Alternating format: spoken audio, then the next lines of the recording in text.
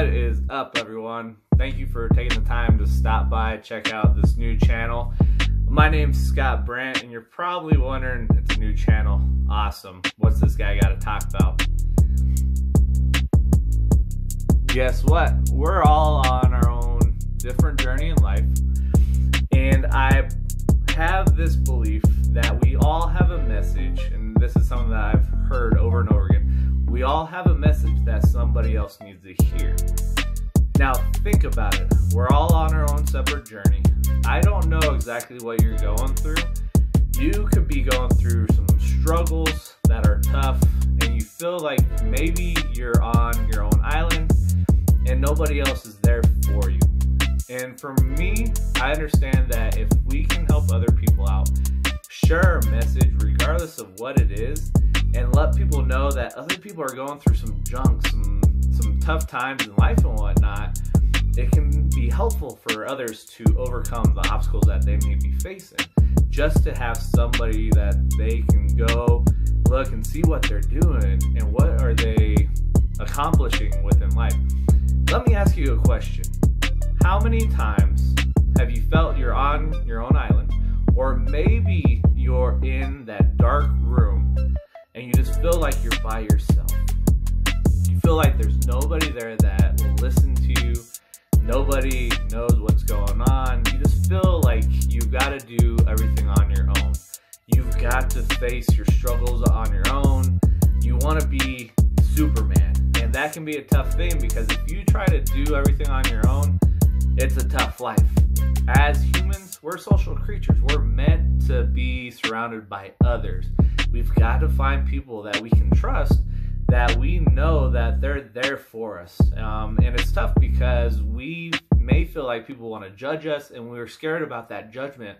We're scared about sharing our message. We're scared about sharing that deep, dark stuff that is scary to share. And so for myself, it was, it was May of 2017. Kind of my journey started during that time. I was formerly married, and we were in Vegas. Me and my ex-wife, we were in Vegas for Mother's Day weekend, and I get blindsided. All of a sudden, my ex-wife is like, "Oh no, I just got to go find myself." I was like, "Okay, that's very interesting, unique. More power to you." But when I look at the situation, I've gone back and waded through the muck, waded through the junk. I was not very good at communicating with her. I held back. I really didn't truly love myself. And so the journey started at that point. I had to go to a very low point in my life to start the uphill climb, to overcome the obstacles, to become the individual that I am today, but also experience different things that have helped me to grow and are pushing me to continue to grow. And so after the trip, got back home, and I think it was about a month later, something of that nature, and we started having an argument. And like I said, I sucked at communication.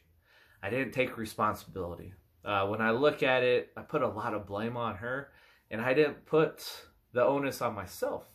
And so she had expressed that. She's like, "I don't know if I love you. I don't know if I want to be married anymore. I just don't know." And this is what I recall. And so it's a tough situation, because I'm an individual that wears my heart on my sleeve. And instead of taking the time, walking, clearing my head, I said, "Why are we married? Why are we still married if you feel that way?" But guess what? A lot of this was my own doing. Communication sucked. I didn't love myself. I didn't know truly who I was. And I look back to, with the growth that I've had on the journey that I'm on, and I was young. I did not know who I truly was. And so I'm grateful that this journey has happened. It's a tough thing. You look at it, and you might be dealing with something that you're like, "Man, this sucks. There is no way that anything good is going to come out of this." But if you take the time, and you may not be at this point, if you take the time and look back on those situations, there's always a seed of gratitude that you can grab out of the horse manure that you're dealing with, and be grateful for whatever took place. And so went through the process, one of the things that I've had to learn and deal with was to forgive myself. I had to take responsibility for my actions. I had to take responsibility for what happened in the relationship, but forgive myself so I could grow and be able to love other people, love myself. And that may be something that you think about and you're like, I'm not going to forgive myself. I can't forgive myself. You can forgive yourself. You just got to get to that point, and you might not be at that point right now. And so now where I'm at in my journey, and it's unique. I've got a podcast that I've got a great friend, great co-host, Miriam Wilson, that we record this podcast together talking about our experience, the journey beyond divorce. And what I'll do is I'll put a link for where our podcast can be found in the description of the video. And if you'd like to take a listen, go ahead, jump on there. We'd love your support. It could be something that you might not be going through the same situation, but there may be something that we've talked about that could be a golden nugget for you. And that's a unique thing. I look and I tell people, I'm like, find people that you can trust.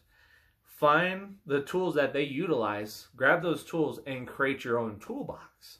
But we have to understand that we can't put expectations on others because we're all human and something's going to happen. And what I've heard before is with expectations, those are predetermined resentments. If you have expectations for somebody, they fail, you're going to get upset, you're going to get sad. And so it's the same thing here. Look and listen and find those tools that are going to help you out, create your own toolbox, and go and do what you need to live a happy, productive life. And so it was unique because where I'm at now, I had asked her, what are some things that she loves about herself? And I would ask the same thing of you right now. Take the time and really think about, what do you truly love about yourself? This could be a tough question for you to face because you could be focused on a lot of negativity. And so you're like, there's nothing that I truly love about myself. But you've got to love yourself before you can do big things. You've got to accept who you are, your flaws, your quirkiness, the things that make you, you. And so ask that question of Miriam, and she flipped the question back on me. And it's unique now where I'm at in this journey to be able to answer these questions. Because when I was in my dark room and my ex-wife had expressed that she didn't love me, she didn't want to be married anymore, I've had to deal and overcome the internal voices saying, I'm not worthy. And you may be dealing with something that I'm not worthy, I don't deserve a relationship, I don't deserve to be happy, I don't deserve to be wealthy, I don't deserve to have a good family. No, you do deserve that. You've got to change your story. You've got to change your paradigm. You got to change what you're telling yourself. And so when I look and think about that question that she had asked me about, what do I love about myself? Two are going to make complete sense. The third one, when you hear this, you might be like, that is crazy. And it could be the same thing that you're like, there's no way that I can be happy about this, that I love this about myself. The first one, when I think about this, was I can laugh at any situation. And that's a good thing because laughter, you got to have laughter. Life is already serious enough. You got to be happy. You got to find a way to make yourself laugh. Sometimes that's tough, but anybody that knows me can probably speak 100% truth that I will laugh at whatever. And so that's one thing that I love about myself is that I can laugh at whatever's going on. I can laugh at the situation. That's tough sometimes. The second thing that I love about myself is my resiliency. But I also love that because of this journey and what I'm going through, I've gotten involved in the world of personal development.